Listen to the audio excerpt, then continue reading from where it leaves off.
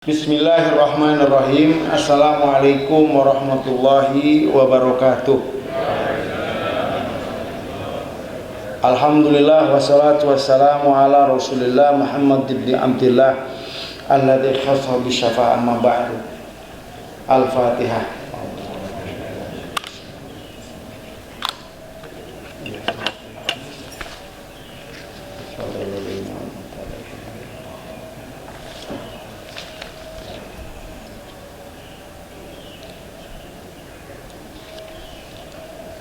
Bismillahirrahmanirrahim. Alhamdulillah wassalatu wassalamu ala Rasulillah Muhammad ibn Abdillah alladzi khassa bi syafa'ah amma ba'du. Pertama, saya mohon maaf telat karena ada masalah dengan motor. Tapi lebih baik saya minta maaf daripada cari alasan.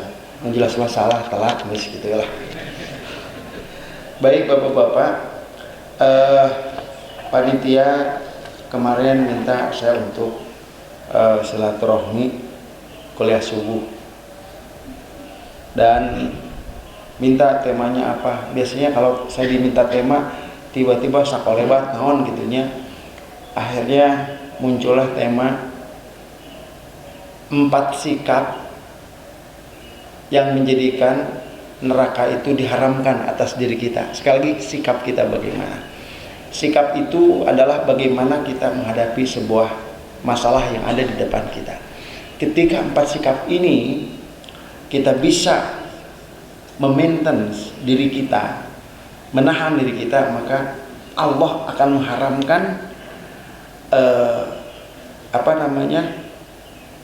neraka dan kita akan dilindungi dari godaan setan.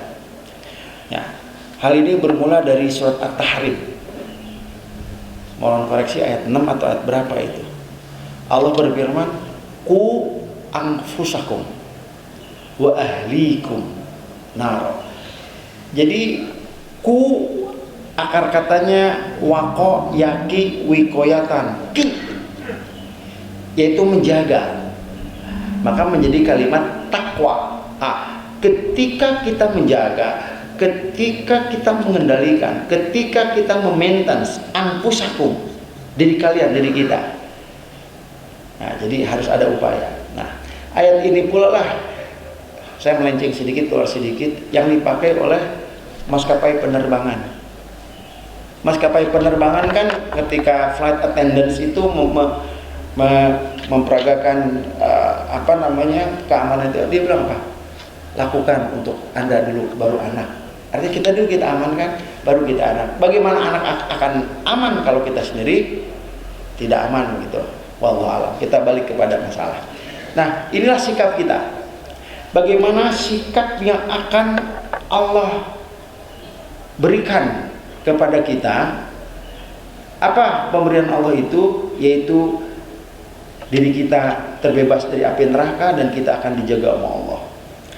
Qala Rasulullah sallallahu alaihi wasallam, arbaun man kunna fihi. Arbaun ada 4 man, orang kunna di dalamnya, fihi itu di dalam yang 4 itu, haramahullahu, yang mana Allah akan mengharamkan hukman orang itu alannar, atas neraka. Jadi ada 4. Apabila orang atau kita memegang 4 sikap ini, maka Allah akan memberikan 2. 1, diharamkan neraka atas kita. Yang nomor kedua, asamahullahu minasyaitan. Asamahu, Allah menjaga orang itu minasyaitan, dari godaan syaitan. Jadi 2. Kita dibebaskan dari api neraka, diharamkan kita api neraka, dan dilindungi dari godaan syaitan. Yang pertama, man malaka nafsahu. Nah, ini kata kuncinya Bapak-bapak, man malaka nafsahu. Orang yang mengendalikan. Malaka. Malaka yang meliku, tamlik, malik. Yang menguasai. Jadi melekat. Nah, yang melekat ya. Orang yang menguasai, mengendalikan dirinya. Makanya kembali lagi pada ayat itu, ku anfusakum. Jagalah dirimu. Memakai ku di sini, man malaka nafsahu, nafsa lagi. Siapakah mereka? Kata kuncinya, man malaka nafsahu. Orang yang akan diharamkan neraka atas dirinya dan setan pun tidak berkutik, dan kita selamat dari godaan setan. Satu, man malaka nafsahu, yang bisa mengendalikan diri. Dalam hal apa? Dalam 4 keadaan. Satu, hina yarghab. Hina yarghab. Ketika kita mencintai sesuatu, ketika kita punya keinginan, kita kendalikan. Ketika kita mencintai sesuatu, ketika kita punya keinginan dan kita tidak bisa memaintain diri kita, wassalam, kita akan dikuasai oleh setan. Kita akan dikuasai oleh setan dan a'udzubillah. Logika apa? Pemahaman terbaliknya, a'udzubillah. Neraka sudah menanti. Jangan pun di sana, di dunia pun sudah dipanjat. Jadi sekali lagi Bapak-bapak, man malaka. Siapakah mereka yang bisa menguasai dirinya? Kapan? Hina yarghab. Ketika kita punya keinginan, ketika kita punya cinta. Rata-rata kan akalnya turun, keimanannya turun ketika dikuasai oleh ini. Makanya Nabi Muhammad SAW dalam hal cinta mencintai, ya, kita kepada sesama gitu kan, Rasulullah kan bilang apa?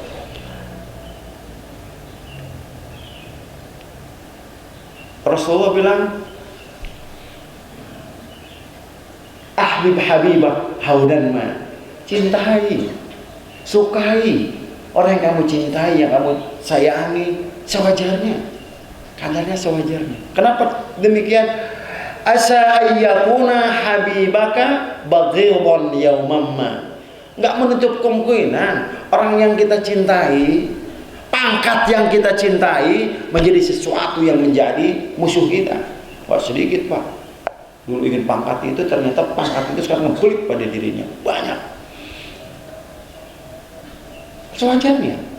Dan sebaliknya, wa baghidha, ya kita benci sesuatu, ya sewajarnya. Tetapi benci bukan adalah yang melanggar syariat ya, yang biasa-biasa lah. Kalau benci kepada perjuangan, ya kita totalitas ya. Tapi kita benci kepada sahabat kita, benci kepada pada sahabat, pada teman kita, wah sewajarnya. Asa ayyakuna baghidha habiban yaumamma. Karena menutup kemungkinan orang yang kita benci itu akan menjadi penolong kita, menjadi kekasih kita suatu hari nanti. Ya, balik lagi pada masalah apa? Itulah. Jadi kita akan dilindungi oleh Allah dari godaan setan ketika rasa cinta, rasa keinginan itu kita kendalikan. Kalau kita kendalikan, insya Allah kita nggak kebablasan. Kita nggak kebablasan. Ya. Sok aja pejabat. Apapun lah, bukan pejabat kita, apapun ketika kita keinginan kita tidak terkendali, hal-hal yang haram bisa dilakukan. Yang penting gue menang. Bahkan ada, mohon maaf bagi bapak-bapak yang jadi calon anggota legislatif, kalau ada ya, saya nggak mau keceplosan. Kemarin saya keceplosan ngomong, ceplosan untung anggota legislatifnya itu baik dan bijaksana. Saya bilang, syarat masuk surga ada 2. 1, diterima amal ibadah. 2, diampuni dosa. Selesai. Kalau kita ingin menjadi pejabat, ingin menjadi anggota dewan, syaratnya ada 16. 1, duit. 2, duit. 3, duit. 15, duit. 16, teboga kaera. Saya nggak tahu Pak, pas turun, ya Allah, ada pejabat, anggota dewan. Saya nggak tahu depan, pakai masker kan. Pak Muhadir, terima kasih nasihatnya. Alah, sia iya. Ya, makanya saya mohon maaf. Ya, mohon maaf kalau ada anggota dewan. Nggak sedikit Pak. Ya, jadi anggota dewan. Ingin lah ya. Ingin anggota dewan. Apakah nggak boleh? Silahkan. Tapi kekang keinginan kita. Apakah nggak boleh menjadi pejabat? Oh silahkan, siapa yang melarang. Tapi jangan jadi tujuannya. Balik lagi. Ketika punya keinginan untuk menjadi pejabat, untuk menjadi dewan, itu nggak sedikit Pak. Menggadaikan akidahnya, datang ke, mohon maaf ya, datang ke orang pinter, datang ke ini, Ya Allah, nyumbang masjid, karpet, nggak kepilih, digulung lagi karpetnya. Banyak Pak, serius. Ya, banyak yang stres. Makanya menjelang pemilu itu Marzuki Mahdi tanya aja, suka menambahkan extra bed tuh. Ini serius Pak, sampai kita ini. Karena kita lagi irfan, kenapa? Keinginan. Saya pernah Pak, teman saya nyalonin lurah. Dia ketika penghitungan suara, dia itu di suatu kamar di rumahnya, nggak ada yang boleh masuk kecuali sendiri, nggak bisa. Udah gitu saya datang, nggak boleh Pak Muhajir bejakan Muhajir datang. Oh asup-asupnya pas saya berpelukan, astagfirullahaladzim, ada yang menyentuh diri saya Pak. Pasti kok saya pegang dadanya, ada jarum, gunting, benang. Lu apa-apaan lu mau buka jahitan? Oh ini katanya, ya Allah, lu apa-apaan lu? Ya gimana itu? Nah itu maksudnya. Lalu tertipu karena keinginan. Makanya kata Rasulullah SAW, ketika seseorang itu sudah bisa memenuhi keinginannya, maka dia akan menginginkan keinginan yang lain. Dibuat itu ada hadis yang panjang Rasulullah itu memakai diagram itu gitu. Terus garis kematian ini kita. Artinya ini manusia. Ketika keinginan kita tercapai, ada keinginan lain yang harus kita raih. Tek. Sampai kapan? Sampai tanah itu menyumpal mulut kita, baru kita nggak punya keinginan. Permasalahannya bukan kita nggak boleh punya keinginan. Permasalahannya kita didominasi, dijajah atau tidak. Kan ada dua Pak, mohon maaf, antara keinginan dan kebutuhan. Pak mohon izin, ngaletnya banyak. Mohon izin Pak.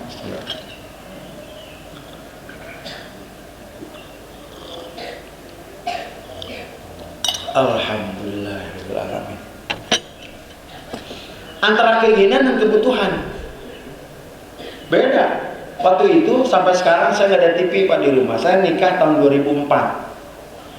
Ketika itu istri saya pengen TV, TV atuh saya tanya, ini keinginan atau kebutuhan? Kalau keinginan, no. Kalau kebutuhan, saya perjuangkan. Keinginan, udah keinginan enggak atuh. Kamu misal Pak majikan minta TV, isukan minta kulkas, isukan minta motor, isukan minta mobil, panggil kurangnya. Nggak sebagai gaji 1 koma, tiap tanggal 1 nggak koma. Pak majikan minta macam-macam. Mau ini kebutuhan atau keinginan? Keinginan ya selesai, tunggu saja. Dia ngasih mereknya Kongka, gede segede baku, gede itu nya. Meledak, udah. Nggak ada TV. Sampai sekarang ada TV dapat hadiah tuh. Taruh aja di atas lemari, selesai. Kalau gitu. Bukannya nggak mau, tapi ketika keinginan itu tercapai, suka ada keinginan yang lain. Makanya motor saya itu terkenal di kota Bogor Pak, sangat terkenal. Terkenalan motor saya daripada saya nih, yaitu Scoopy Pink 5000 F5003 BR. Makanya kalau saya ngundang itu panitia itu, motornya ayah aman. Mahasiswa di UIK, saya kan bagian waktu itu wakil dekan bagian kemahasiswaan dia penegak sipil. Mereka kalau ada nongkrong ya pink merah, Scoopy Pink, udah. Mahasiswi yang pakai merecat nggak jadi itu. Aduh nggak takut Pak, tuh motornya. Bukan Pak nggak pengen ganti. Alhamdulillah kemarin ya, karena teman saya sakit ya butuh ya entahlah, saya nggak tahu. Akhirnya dia memposting ininya, akhirnya ya udah itu nggak sengaja beli sih. Saya lagi berkunjung ke teman, lagi sakit parah, dan minggu kemarin beliau pulang ke rahmatullah. Iya, jadi beliau kena kanker hati. Ya saya ke sana udah semakin gitu kan. Pas dilihat di medsos motornya mau dijual, ya udahlah diangkut aja. Berapa perak segitu, ya udah segitu. Padahal mah niat teuing Pak. Makanya kenapa saya telat itu gitu Pak. Motornya gede, Pak beli kumaha itu. Biasanya kasih terang. Ya itulah hiduplah sederhana. Life is simple. Life is a simple matter. We are who make it complicated. Hidup ini sederhana. Gengsi kita yang membuat hidup jelimet, ya nggak? Tapi alhamdulillah Pak, karena motor saya yang baru itu ada Magicom-nya, saya nggak pernah lapar Pak. Karena di dalamnya yang banyak berkat Pak.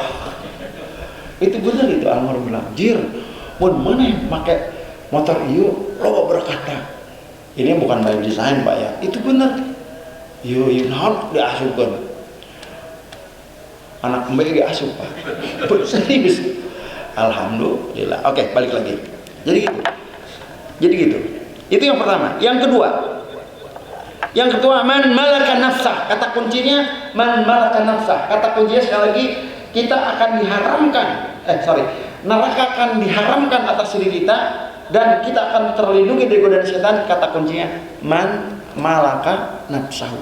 Yang bisa mengendalikan dirinya. Satu, kita dikuasai oleh keinginan. Nomor kedua, mana ya? Wayarhab, ketika ada rasa takut. Ketika ada takut, wajar tuh Pak, boga kasihan Pak. Ya. Tapi ketika rasa takut itu kita kendalikan, jangan lebay. Takut oke manusiawi, tapi jangan terlalu atuh. Nah, letaknya kenapa kita harus mengendalikan diri kita ketika kita takut? Letaknya adalah ketika kita bisa mengendalikan diri kita ketika takut, konsentrasi kita kepada Allah, gumantung kita kepada Allah full. Tetapi ketika kita dikuasai rasa takut, mohon maaf, cara-cara haram pun akan dilakukan. Contoh apa? Takut dia korupsi di kantornya, takut kena kepok KPK, langsung ke dukun. Karena saking takutnya, paranoid Pak. Lihat hansip satpam lewat rumahnya, jangan. Paranoid Pak. Karena saking takutnya datang ke dukun. Karena saking takutnya melakukan hal-hal yang, ini maksudnya. Jadi ketika rasa takut ya ar-raja wal khauf, kita itu dua, ar-raja wal khauf, punya harapan dan punya rasa takut. Harapan kita ini amal ibadah kita diterima, takut ngeri kalau amal ibadah kita nggak diterima. Jadi wajar. Jadi ketika rasa takut itu datang, kan rasa takut apa? Apapun kan ngeri gitu. Akhirnya apa? Dia nggak mau ngapa-ngapain, nggak mau ibadah, nggak mau sholat, nggak mau bergaul. Kenapa? Nah, tetapi ketika man malaka nafsahu, ketika kita bisa mengendalikan diri ketika rasa takut, biasa aja. Takut ya, it's okay. Saya takut tapi ya mau gimana? Aku punya Allah, selesai. Sederhana, yes sederhana. Hidup sederhana, sangat sederhana. Loh, kenapa hidup sangat sederhana? Lihat aja banyak ayat Al-Quran yang mengetengahkan tentang bagaimana Allah memberikan kemudahan. Lantas pertanyaan, kenapa hidup kita sulit? Nah itu tadi, ego kita, ambisi kita yang membuat hidup sulit. Allah mah enggak tuh. Makanya kuncinya begini, ikuti aja aturan ilahi, pasti bahagia di hati. Kenapa kita frustasi dan depresi? Karena kita mengikuti ambisi, selesai.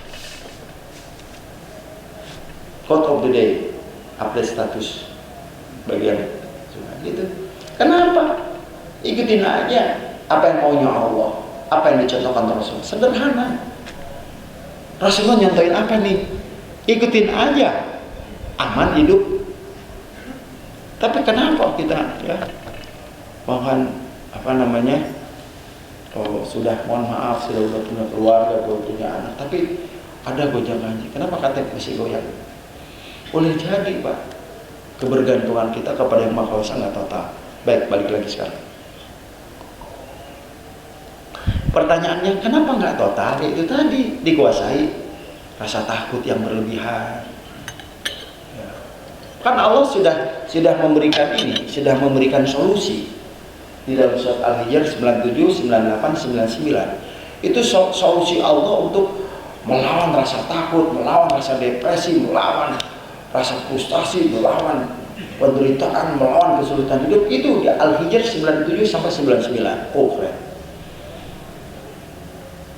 Walaqad na'lamu annaka yadhiqu sadruka bima yaqulun. Hai Muhammad, kata Allah, aku tahu engkau hatimu sedang sakit. Kenapa? Bima yaqulun, karena bulian, caci makian orang-orang kafir.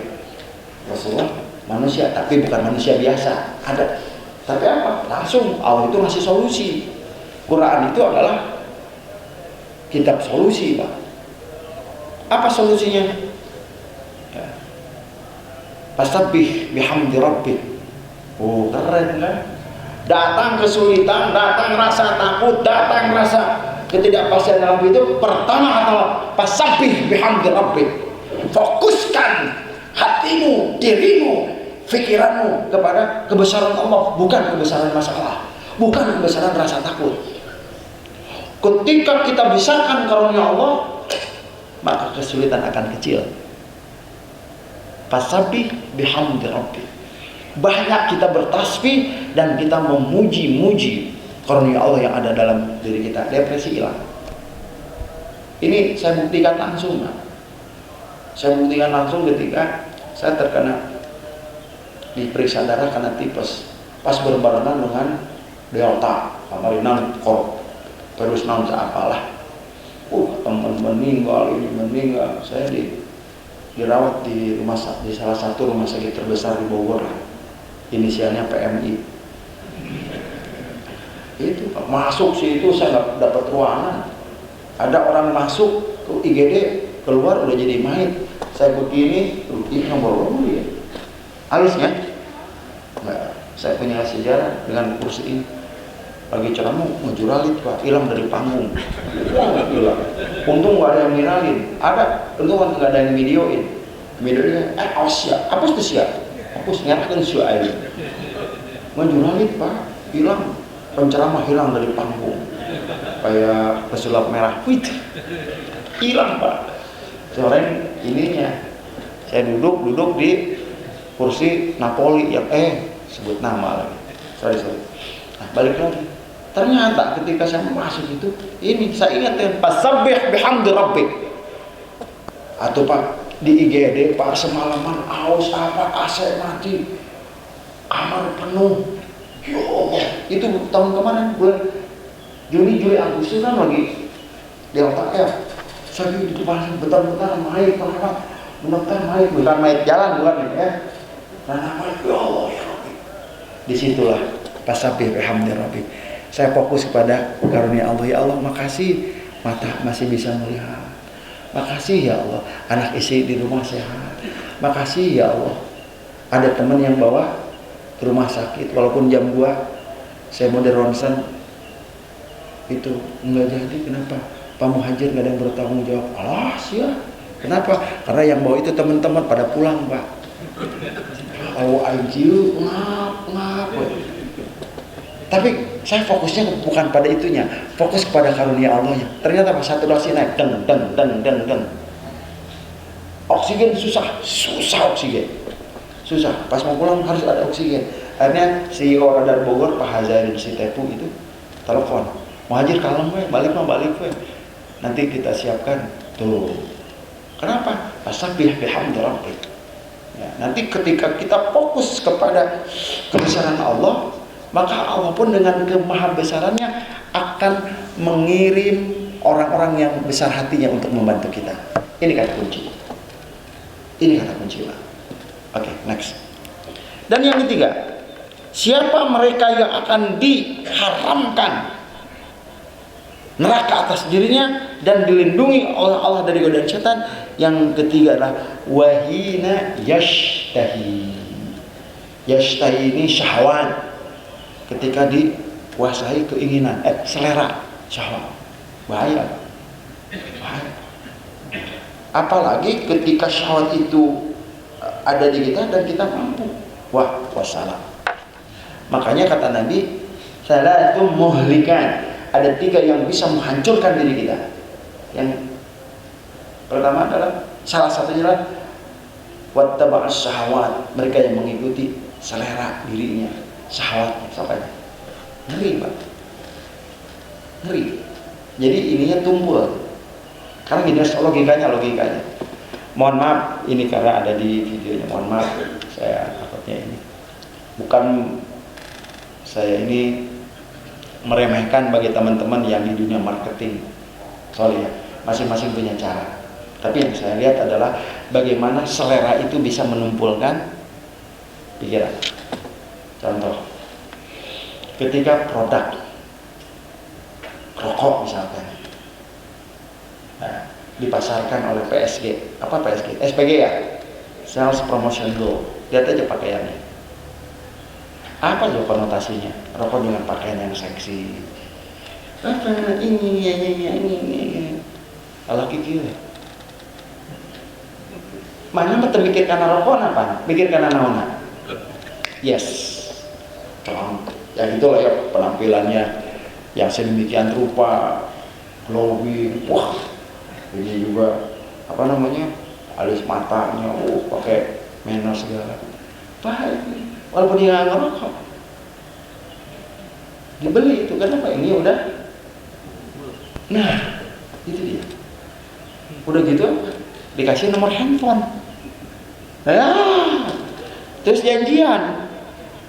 Kita punya mobil, punya duit, nggak punya iman, wassalam.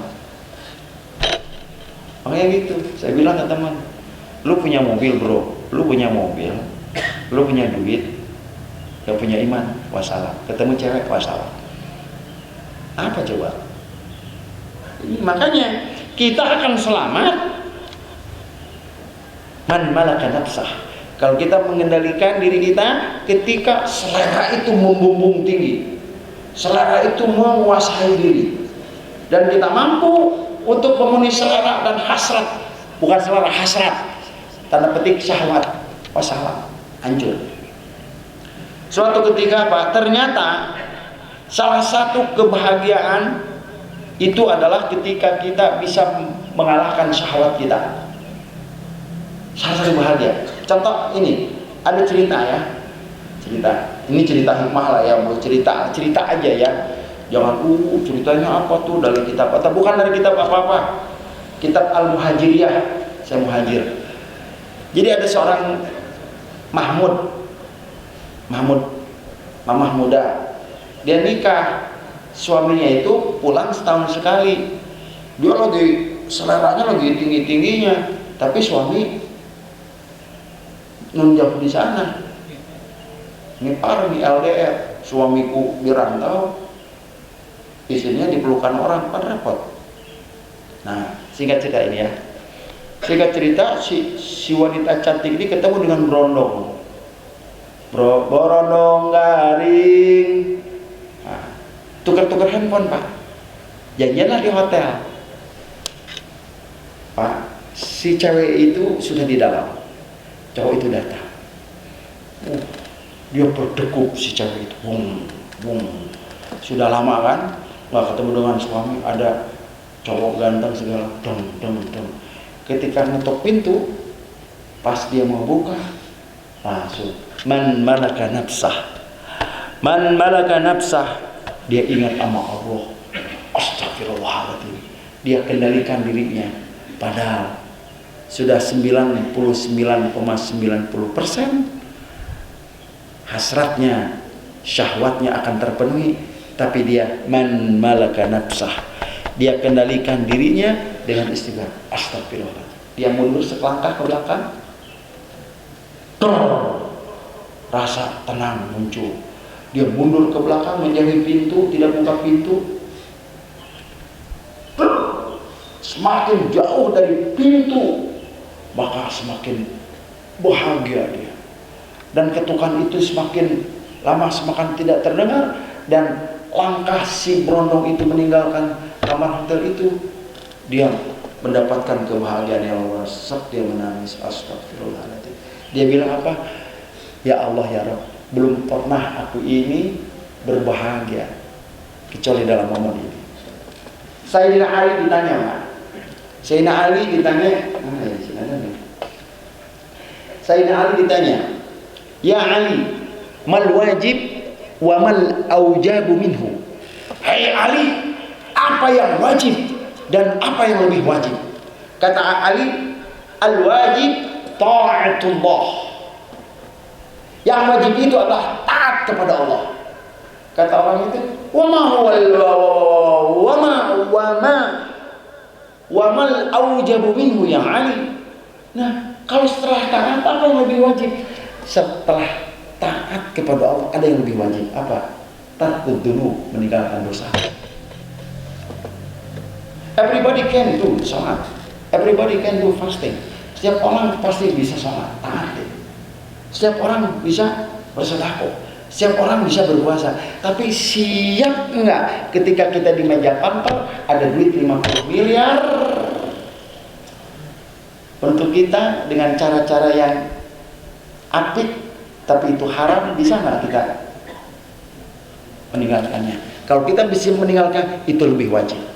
Bukan berarti taat kepada Allah tidak wajib. Saya klarifikasi itu. Taat kepada Allah wajib. Setelah taat kepada Allah ada yang lebih wajib. Apa? Meninggalkan maksiat, meninggalkan dosa. So, ya saya, ya saya nggak mau inilah, nggak mau jaim lah, nggak mau jaim. Ayo di sini. Wallahu a'lam. Itu kasar. Ngeritik sana, ngeritik sini. Wah, ajar semuanya. Saya punya ini pengaruh datang. Muhajir, hatur lumayan. Ini hatur lumayan. Tes sapira muhajir ngan ukur 50 miliar. Allah. Tapi punten nanti kalau ceramah agama yang sok lah, masalah hati, masalah ini, jangan masalah nahi munkar. Bisa nggak saya nolak?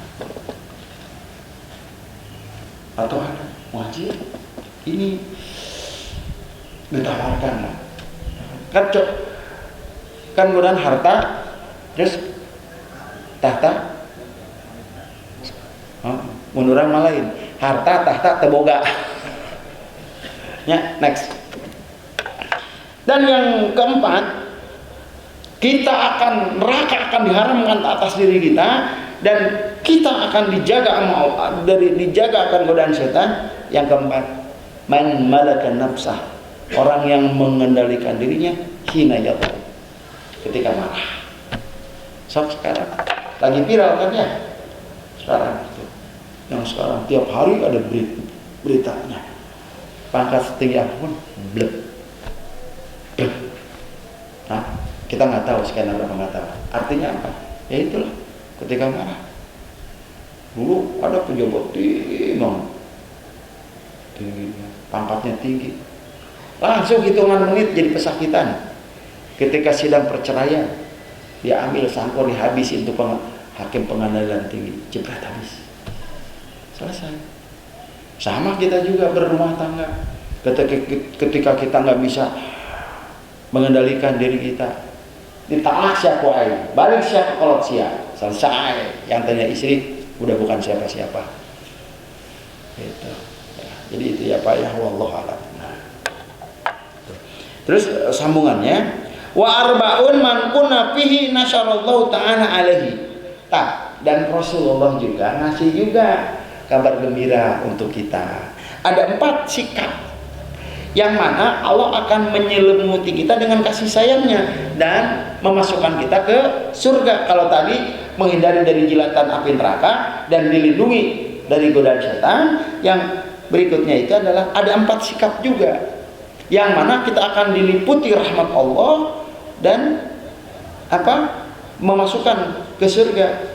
Yang pertama, man awa miskina, bagi kita yang memberikan shelter, tempat teduh untuk orang-orang miskin, baik itu berupa rumah ataupun keteduhan hatinya, atau kita mengontrakan, ini yang akan Allah masukkan surga. Bapak-bapak, tolong perhatikan, mohon maaf. Kata Nabi, ana wa kafilul yatim mithlahataini fil jannah. Aku dengan orang yang menyantuni yatim itu seperti ini di surga. Gini tuh. Bapak-bapak, ketika ada seorang anak ditinggal bapaknya, maka Allah langsung yang jadi walinya. Makanya hati-hati Pak dengan anak yatim. Kita ini punya hutang besar kepada anak-anak yatim. Jadi salah sekali lagi, saya katakan salah. Saya berani menyalahkan ini. Berani. Siapa lu Muhajir? Yes. Saya berani menyalahkan. Salah apa? kita suka salah kaprah. Anak yatim membutuhkan uluran tangan kita. Salah. Justru kita butuh anak yatim. Salah. Kita yang butuh anak yatim. Kenapa kita banyak hutang budi kepada anak yatim? Loh, kok bisa? Yes, kata Rasulullah.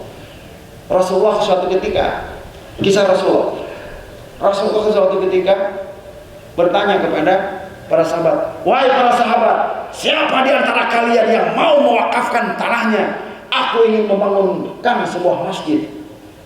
Semua maju. Ana ya Rasulullah, semuanya bingung Rasulullah. Ya udah, karena lu pada mau wakafin, gue punya kuda, onta apa kuda gitu kan, saya antara dulu onta ya. Aku lepasin ini onta, di mana ontaku berhenti, di situ tanah itu akan kubangun masjid. Lepas kedep di Ruyuk Awi, di apa Ruyuk ya Pak? Apa? Ruyuk rumpun, semak. Semua sahabat di belakang onta ini. Kata Rasulullah, yang siapa ini? Ada ngaku, anak kecil. Anak ya Rasul. Yang siapa ini? Yang ayahku. Aina abu? Tawaffa ya Rasulullah. Ayahku telah tiada. Nangis Rasulullah. Doa, ya Allah ya Rabb, aku dalam keadaan yatim, aku lahir dalam keadaan yatim, dan aku akan membangun masjid di atas tanah yatim. Ayyub Al-Ansari, ya Allah ya Rabb, masjid yang akan aku bangun adalah di atas anak yatim, tanah anak yatim. Apakah itu? Madinah Munawwarah. Bapak kalau keluar dari itu ada di tempat spot khusus itu rumah Ayyub Al-Ansari. Jadi salah Pak kalau anak yatim butuh amal kita, justru kita butuh kepada mereka, butuh doanya, butuh takut kita ini disebut apa? Pendusta agama. Kan hebat Islam.